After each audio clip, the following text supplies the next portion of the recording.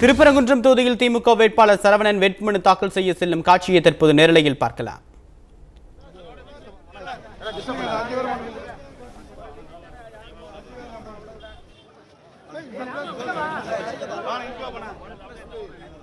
இது தொடர்பான கூடுதல் விவரங்களோடு நம்முடைய மதுரை மண்டல தலைமை செய்தியாளர் ஸ்டாலின் இணைப்பில் இணைகிறார். அவரிடம் பேசலாம். ஸ்டாலின், தற்போது இன்றைக்கு யாரெல்லாம் வேட்புமனு தாக்கல் செய்ய இருக்காங்க, கள விவரம் என்ன?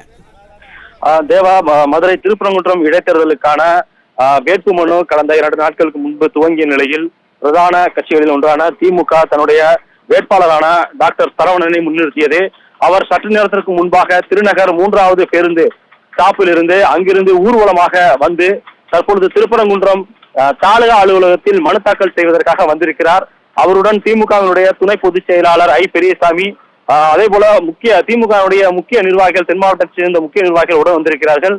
ஊர்வலமாக வந்த அவர்கள் தேர்தல் விதிமுறைகளின்படி குறிப்பிட்ட மீட்டருக்கு முன்பால் நிறுத்தப்பட்டு 5 பேர் மட்டுமே உள்ளே அனுமதிக்கப்பட்டிருக்கிறார்கள். அதில் திமுக வேட்பாளர் சரவணன், அதே போல திமுகவினுடைய துணை பொதுச் செயலாளர் பெரியசாமி மற்றும் கூட்டணி கட்சியினருடன் வந்து கொண்டிருக்கிறார்கள். ஊர்வலமாக அவர்கள் வந்து கொண்டிருக்கக்கூடிய அந்த நேரடி காட்சிகளை நாம் பார்த்துக் கொண்டிருக்கிறோம்.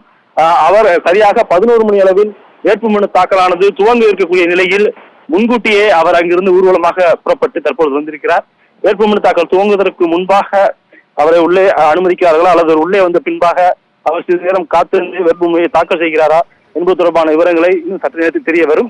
இந்த வேட்புமனு தாக்கல் காரணமாக திருநகரில் இருந்து திருப்பரங்குன்றம் முழுவதுமாக, அந்த தாழ்வா அலுவலகம் முழுவதுமாக பலத்த போலீஸ் பாதுகாப்பு செய்யப்பட்டிருக்கிறது.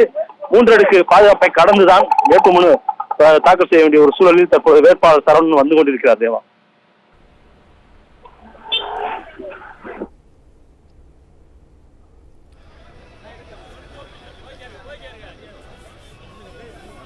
விரிவான தகவல்களுக்கு நன்றி ஸ்டாலின்.